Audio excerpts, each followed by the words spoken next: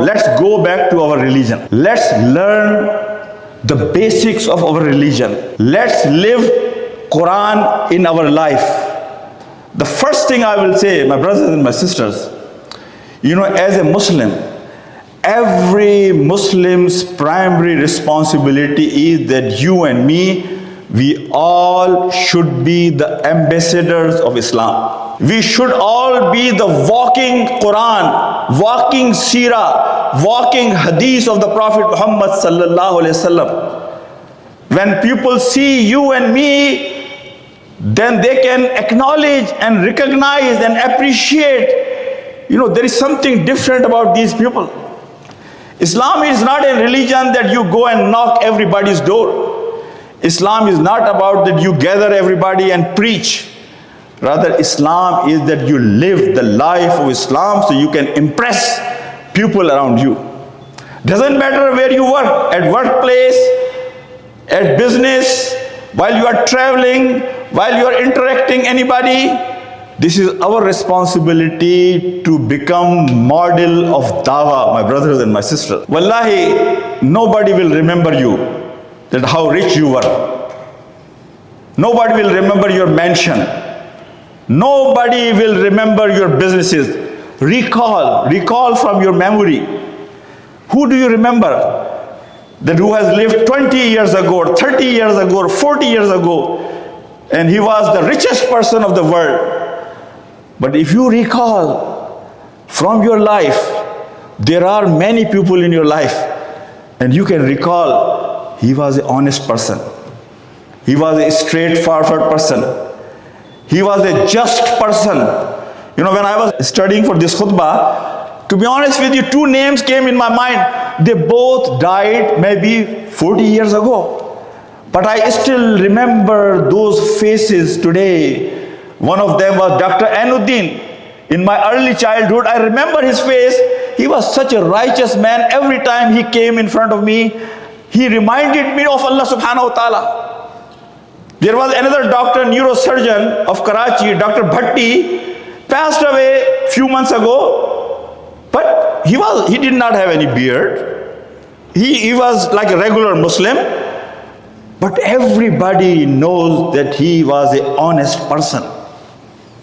People will remember what we do in our life, not what we say in our life. My brothers and my sisters, so we all have to understand that this is the primary responsibility of every Muslim as a Khalifa of Allah subhanahu wa ta'ala. There is a big scholar, Muhammad Nasir Albani. He said one thing, and this is relevant to you and me. Do you think that these 4 billion, 5 billion non-Muslims, they all will go to Jahannam? It's a common concept in Muslims, that every non-believer, he will go to hell. He will go to Jahannam. Wallahi, this is a blessing of Allah subhanahu wa ta'ala that in every generation, He raises some scholars. They can go back to the foundation and basics of our religion, and they can guide us. This man was born in Europe, Albania, and then he studied, and look at his name. You can go and Google him, Nasir Albani. He says, no, Allah's Jahannam is not open for everybody. Allah has His own filters. Allah has His own benchmarks. Allah has His own criteria.